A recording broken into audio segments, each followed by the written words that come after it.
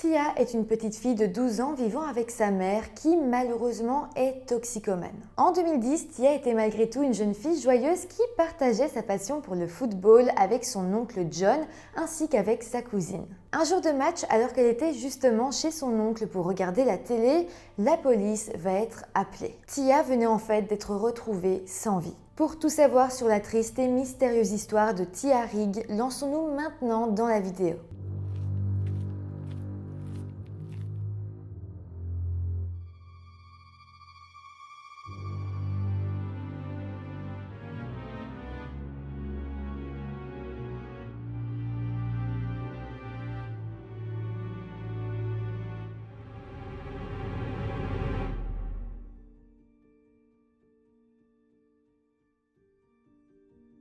Hello tout le monde, j'espère que vous allez bien. On se retrouve aujourd'hui pour une affaire qui est extrêmement dure à raconter. On va parler d'une enfant qui a juste énormément souffert. Donc voilà, je vous préviens au début, c'est quand même une affaire très difficile. Bon, mis à part ça, avant de commencer la vidéo, je vous rappelle comme toujours de vous abonner à la chaîne si ce n'est pas encore fait, ça m'aide énormément. Et donc voilà, merci à tous ceux qui le feront. N'oubliez pas non plus que le 22 août, jour de mon anniversaire, il y aura une FAQ sur la chaîne. Voilà, maintenant que tout ça est dit, lançons-nous dans la vidéo. Tia Rigg est née le 4 janvier 1998 en Angleterre dans la ville de Manchester et a grandi dans le quartier de Cheetham Hill, qui est un petit arrondissement à environ 1 km du centre-ville. En 2010, Tia avait alors 12 ans et vivait dans une maison avec sa mère Lynn Ahmed ainsi que son frère et sa sœur et ses grands-parents. Il faut savoir que Tia n'a pas eu un début de vie très facile. Avant même sa naissance, elle a été inscrite au registre de la protection de l'enfance parce que sa mère était malheureusement toxicomane et elle avait déjà un casier judiciaire à cause de ses antécédents de comportements violents. Donc au moment où sa mère est tombée enceinte, les services sociaux avaient placé Lynn sous surveillance parce que selon eux, elle était susceptible de négliger son enfant. Ensuite, lorsque Tia est venue au monde, les services sociaux ont fait plusieurs visites au domicile de la famille et ils ont alors noté dans leurs données que Tia était susceptible de souffrir de violences physiques. Mais bon, malgré sa vie de famille assez tourmentée, Tia paraissait être une jeune fille joyeuse qui adorait ses grands-parents et ses grands-parents l'aimaient d'ailleurs énormément en retour. De plus, elle avait aussi une super entente avec ses frères et sœurs et c'est vrai qu'on les voyait très souvent en train de jouer ensemble.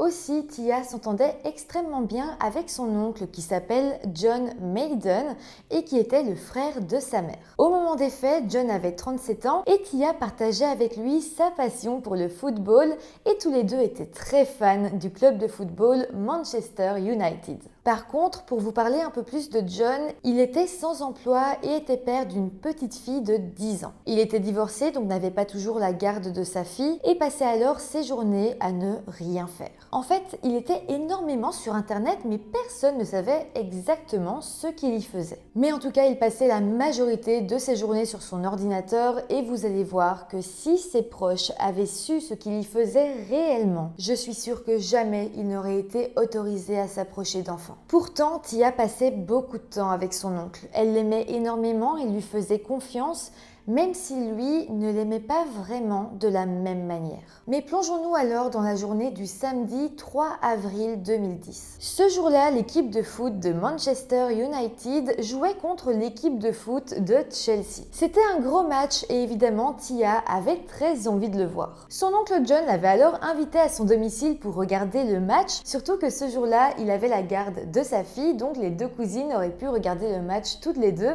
C'était une très bonne idée. Donc ce samedi-là, à 14h17, John a appelé Lynn, la mère de Tia, et lui a demandé si Tia pouvait venir chez lui et en même temps faire un peu de babysitting pour garder sa cousine. Je vous précise par contre que les deux cousines avaient le même âge, donc c'est un peu bizarre cette affaire de babysitting, mais bon, enfin soit. En tout cas, Lynn, la maman, a accepté et à 15h, Tia a marché jusqu'au domicile de son oncle qui habitait dans le même quartier à Cheetham Hill, à quelques mètres de chez elle. Tia avait alors très hâte car elle se disait que cette journée allait vraiment être très amusante et elle avait hâte de la passer avec sa cousine. Il faut aussi savoir que ce genre de journée était organisé assez régulièrement pour que Tia voie sa cousine, qu'elle profite un petit peu de passer des journées avec elle lorsqu'elle était chez son oncle. Donc voilà, c'était clairement pas une journée exceptionnelle, ça se passait assez régulièrement. Donc ce jour-là, Tia s'apprête à passer une journée amusante et relaxante, mais 45 minutes après qu'elle soit arrivée chez son oncle, la police va être appelée. La police a en fait reçu un appel téléphonique de John qui voulait signaler un meurtre. 2 minutes plus tard, la police est arrivée à son domicile, mais une fois sur place, ils vont se retrouver face à John qui avait l'air totalement calme et qui les attendait devant sa maison en fumant une cigarette. À ce moment-là, John va leur dire une phrase glaçante que les enquêteurs ne vont jamais oublier. « Ma nièce a été assassinée par moi.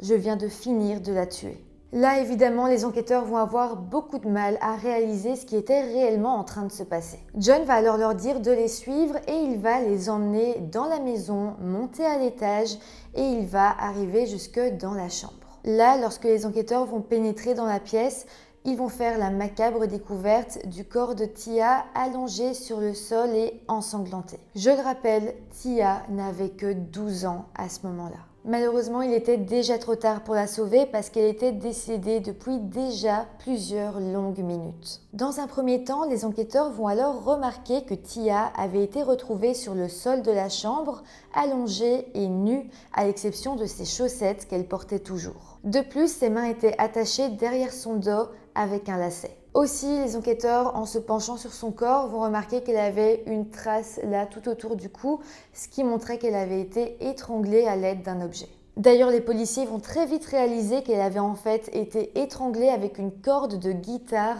retrouvée à proximité de son corps. De plus, Tia avait été poignardée dans le ventre et il semble qu'elle avait été agressée sexuellement. D'ailleurs, ce sera bel et bien confirmé lors de son autopsie. Et là, clairement, c'est juste vraiment horrible, mais à côté du corps de Tia, on va retrouver divers objets que John, son oncle, avait utilisés pour l'agresser sexuellement. Parmi ces objets, il y avait 2 couteaux, un manche à balai et un sextoy, et sur chacun de ces objets, il y a du sang appartenant à Tia qui avait été retrouvé. Très rapidement, John, l'oncle de Tia, sera arrêté et d'ailleurs, il ne va même pas chercher à cacher son crime. Il va alors être emmené en interrogatoire et lorsqu'on va lui demander pourquoi est-ce qu'il avait tué sa nièce, il va répondre la simple phrase « parce que j'en avais envie ». Il a ensuite été placé en garde à vue et accusé du meurtre de Tia. Plus tard, John va aussi expliquer que ce jour-là, lorsqu'il a invité sa nièce à passer la journée avec lui et sa fille, il avait en réalité déjà tout préparé. Il avait en fait passé des jours et des jours à faire des recherches sur Internet, à lire différents articles, à regarder différentes vidéos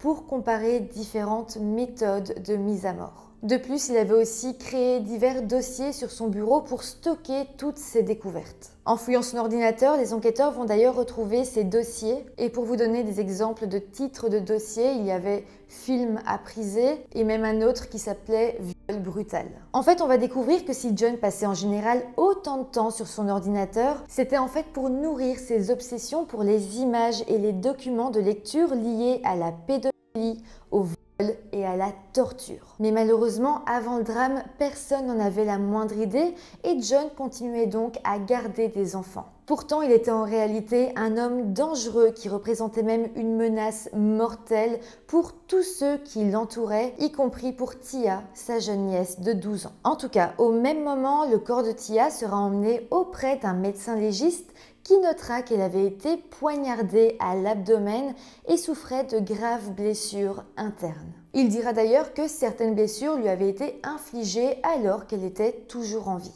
Le légiste déterminera également que la cause officielle du décès était l'étranglement par ligature, même si avant ça, elle avait été torturée pendant de longues minutes et agressée sexuellement à plusieurs reprises. De plus, le légiste soulignera que les agressions sexuelles étaient d'une énorme violence. Le 4 octobre 2010, le procès à l'encontre de John va alors s'ouvrir et on va y apprendre d'autres détails glaçants sur le meurtre de Tia. L'accusation va en fait expliquer que ce jour-là, lorsque Tia est arrivée chez son oncle, il l'avait droguée avec un médicament appelé olanzapine qui a d'ailleurs été retrouvé en grande quantité dans son système lors de l'autopsie. L'olanzapine est en fait un médicament qui a un effet sédatif et selon la quantité administrée et l'âge de la personne qui en consomme, ce médicament peut rendre une personne totalement somnolente et presque inerte. C'est d'ailleurs ce qui serait donc potentiellement arrivé à Tia. Aussi, il faut savoir que quelques heures avant le meurtre, John avait fait des recherches sur Internet pour savoir comment droguer quelqu'un d'une manière qui l'empêcherait d'entrer dans un état de choc clinique. En fait, il ne voulait pas que Tia soit trop assommée parce que son but était de prolonger l'agonie. Selon ce qu'il dira, il voulait que Tia sache exactement ce qu'il se passait. C'est juste horrible et même après coup, il continuait à garder ce discours atroce et ça montrait bien que John n'avait aucun remords, même qu'il était un peu fier de ce qu'il avait fait. D'ailleurs, il a plaidé entièrement coupable lors de son procès. Le juge dira d'ailleurs devant la cour « Il est inévitable que Tia Rigg soit morte parce que vous avez décidé de réaliser vos fantasmes de torturer et de tuer une jeune enfant. Le fait que vous avez choisi votre nièce de 12 ans qui vous avait fait confiance rend ce que vous avez fait d'autant plus indescriptible, tout comme le fait que tout cela a été planifié par vous et que vous l'avez attirée chez vous en prétendant que vous vouliez qu'elle fasse du babysitting pour vous. » Le juge a ensuite souligné la terreur et la douleur inimaginables qu'il lui avait infligées de son vivant. Clairement, après ce procès, tout le monde savait à quel point la petite Tia avait souffert et à quel point son oncle lui avait fait subir l'enfer. Mais ce qui rendait l'histoire encore plus triste, encore plus choquant, c'est que tout ça lui avait été infligé par son oncle qu'elle aimait et à qui elle faisait confiance. Suite à tout ça, John Maiden a été reconnu coupable de meurtre au premier degré et a été condamné à la prison à vie avec la recommandation de ne jamais être libéré, ce qui en Angleterre est une peine très rare et extrêmement sévère. Après ça, des centaines de personnes en deuil se sont rassemblées à l'église Saint James de Cheetham Hill pour rendre hommage aux funérailles de Tia. D'ailleurs, le thème de l'enterrement était le rose, qui était donc la couleur préférée de Tia et en l'honneur de sa personnalité pétillante. Par contre, je ne vous l'ai pas dit, mais avant ça, pendant le procès, la maman de Tia, donc Lynn, avait tout simplement disparu. Ça avait fait quand même une grosse affaire parce que personne ne l'avait vue, c'était une disparition très inquiétante, mais elle avait fini par réapparaître saine et sauve. J'ai pas beaucoup plus d'informations là-dessus, mais en tout cas, elle était bel et bien présente à l'enterrement de sa fille. D'ailleurs, pendant tout l'enterrement, on a pu voir Lynn en train de pleurer et presque s'effondrer au moment où le petit cercueil rose a été emmené dans l'église. De plus, toujours en l'honneur de Tia, et tous les ans, 12 ballons roses sont lâchés depuis sa tombe pour que jamais on oublie ce qu'elle a vécu. Voilà, c'est la fin de cette histoire. Alors peut-être vous vous demandez ce qu'il en est de la cousine de Tia, qui était donc là sans doute au moment où elle a été assassinée, la fille de John Maiden. Eh bien, je n'ai pas plus d'informations malheureusement. On n'a pas beaucoup parlé d'elle dans les médias et d'ailleurs, il n'y a que très peu d'articles de journaux sur cette affaire. Donc j'ai vraiment fait une vidéo avec ce que j'ai pu trouver. Mais je pense sincèrement que comme elle était jeune, eh bien, les journalistes ont essayé de la protéger, la justice a essayé de la protéger pour que on sache le moins de choses sur elle. Donc je pense que c'est pour ça que j'ai pas beaucoup d'informations. Dans tous les cas, je pense que sans doute elle a été vivre avec sa maman par la suite et j'espère qu'elle a pu grandir paisiblement malgré ce qu'elle avait sans doute vécu. En tout cas, voilà, c'est comme ça que se termine cette vidéo. N'hésitez pas à me dire en commentaire si vous aviez entendu parler de cette histoire. N'hésitez pas non plus à mettre des petits pouces en l'air si la vidéo vous a intéressé, à vous abonner à la chaîne et moi je vous dis à très bientôt pour une nouvelle vidéo. Bye!